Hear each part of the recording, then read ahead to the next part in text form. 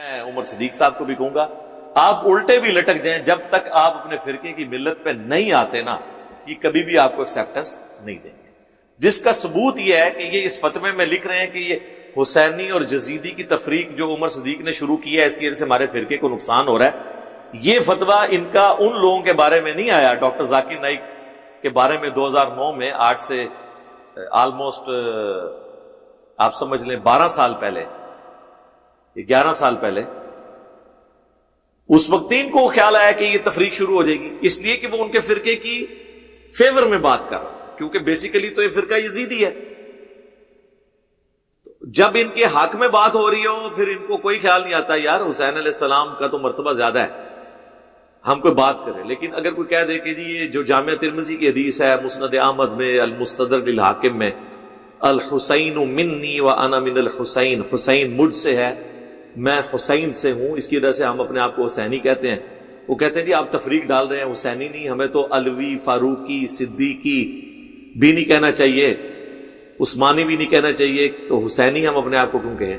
تو میرے بھائی اگر آپ یہ کہتے ہیں آپ کو علوی، عثمانی، صدیقی اور فاروقی نہیں کہنا چاہیے، تو ہم اس حق میں بھی نہیں کہ اپنے آپ کو حسینی کہا جائے، تو سلفی کیوں کہتے ہو اپنے آپ کو؟ ایک ایڑا ابا جے تھوڑا، ہاں کیا رسول اللہ سے نسبت ہے اس لفظ کو؟ تم نے اسی فتوے میں لکھا کہ محمدی ہیں ہم، تو سلفی کیوں لکھتے ہو؟ تمہارے سارے ابے سلفی کیوں لکھتے ہیں؟ ادھر نہیں تمہیں خیال آیا کہ تم امت میں تفریق ڈال رہے ہو؟ یہ سلفی کیا حضرت ابو بکر کی نسبت ہے، عمر کی نسبت ہے، عثمان کی ہے؟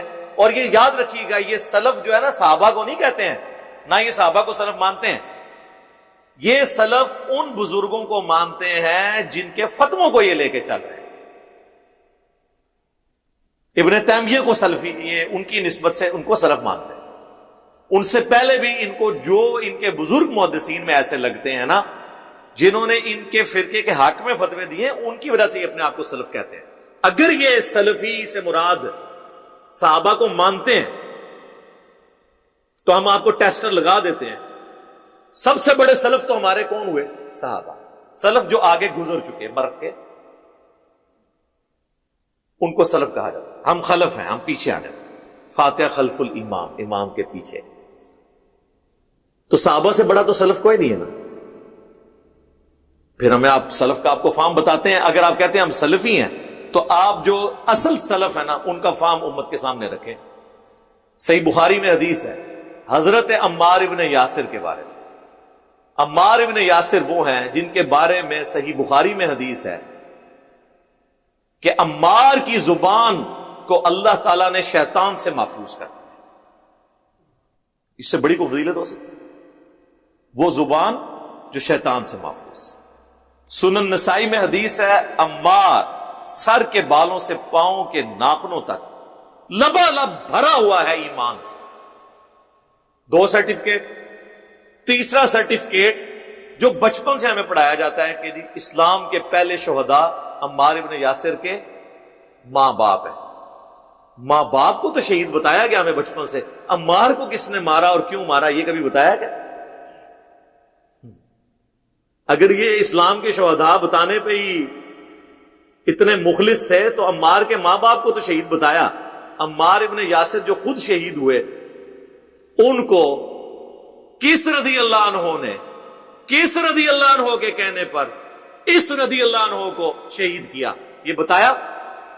عمار ابن یاسر کا جلوس کبھی نکلا ان کی شان میں؟ نہیں. مارنے والوں کو بھی پتا ہے. مسند امام احمد میں ابو الغادیہ نام کا پورا چیپٹر ہے رضی اللہ تعالیٰ عنہ. ہم تو احترام سے ہی نام لیں گے، صلح حدیبیہ کے صحابی ہیں.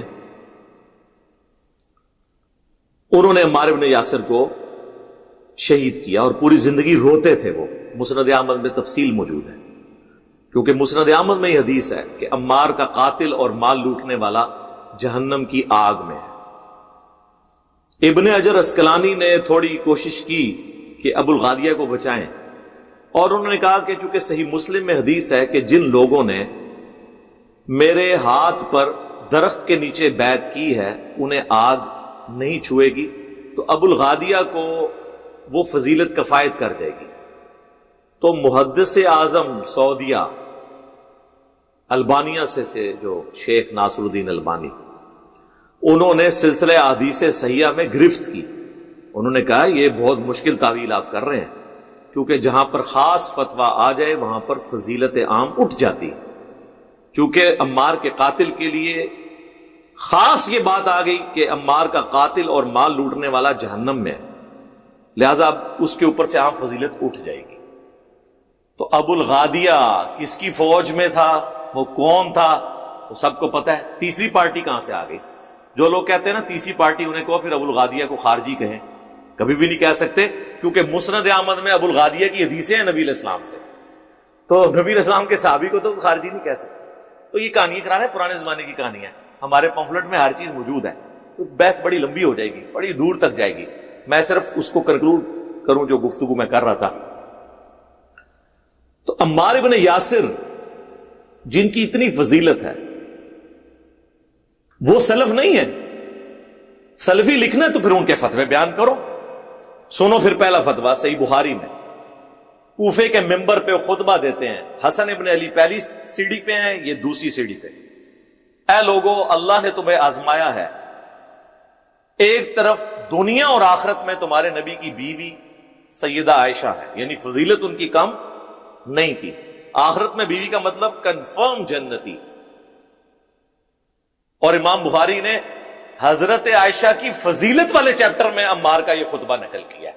یعنی امہات المومنین کی فضیلت بھی شیعان علی بیان کر رہے ہیں، یعنی حضرت علی کے ساتھی. ایک طرف دنیا اور آخرت میں تمہارے نبی کی بیوی عائشہ ہے، لیکن اللہ نے تمہیں آزمائش میں ڈالا ہے کہ تم عائشہ کی اطاعت کرتے ہو یا اللہ کی. یعنی سیدہ عائشہ کا جنگ جمل کرنا عمار ابن یاسر نے اللہ سے جنگ کرنے کے مترادف قرار دیا.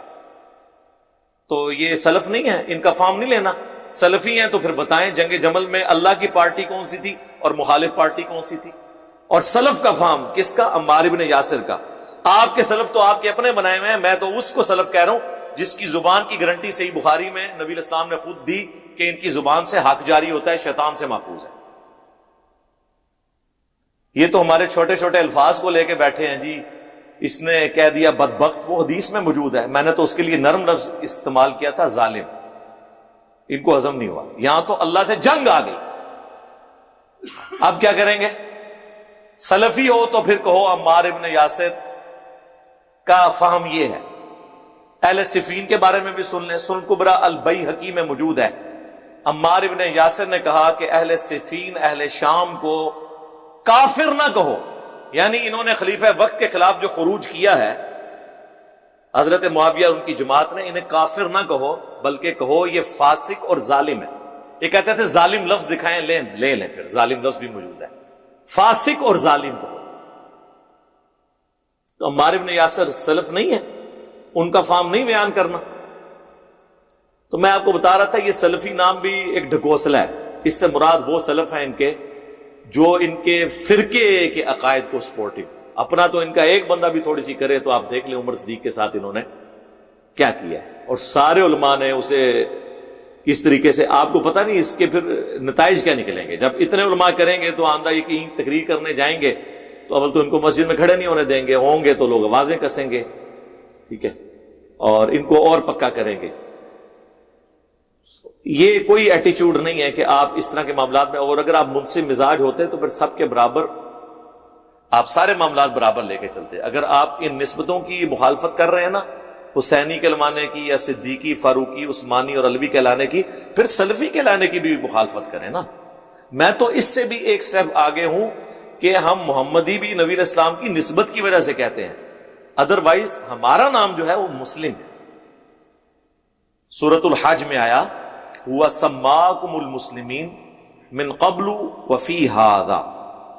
ابراہیم علیہ السلام نے ملت ابیکم ابراہیم هُوَ سَمَّاكُمُ الْمُسْلِمِينَ مِنْ قَبْلُ وَفِي هَذَا. پیروی کرو ابراہیم کی ملت کی جس نے قرآن کے نزول سے پہلے تمہارا نام مسلم رکھا اور اس کتاب میں بھی اللہ نے تمہارا نام مسلم رکھا. تو مسلم ہمیں کہلوانے میں فخر محسوس کرنا چاہیے، بجائے یہ کہ ہم، اور یہ آپ کو بتاؤں، یہ محمدن کی ٹرم بھی جو زیادہ استعمال کی نا مسلمانوں کے لیے، یہ انگریزوں نے کی تھی. محمدن، انگلش میں محمدن، یعنی یہ محمد کے فالو ہے. ہم نبی علیہ السلام کو اپنا پیغمبر اور رہنما مانتے ہیں، لیکن ہم اسلام کا بانی نہیں انہیں سمجھتے. اسلام کا بانی اللہ ہے، اور ہزاروں پیغمبر جو اللہ کی وہ دعوت لے کے روئے عرض پہ آئے، اور ان میں سے آخری پیغمبر محمد رسول اللہ ہے صلی اللہ علیہ وآلہ وسلم. یہ کوئی پائنیئر نہیں ہے اسلام. تو ہم اس اعتبار سے محمدی بھی ہیں، ابراہیمی بھی ہیں، موسوی بھی ہیں، عیسوی بھی ہیں. سارے پیغمبروں سے ہماری نسبت ہے، اور اسی کو کمبائنڈ طور پر ہم مسلم کا لفظ استعمال کرتے ہیں کہ ہم مسلم ہیں.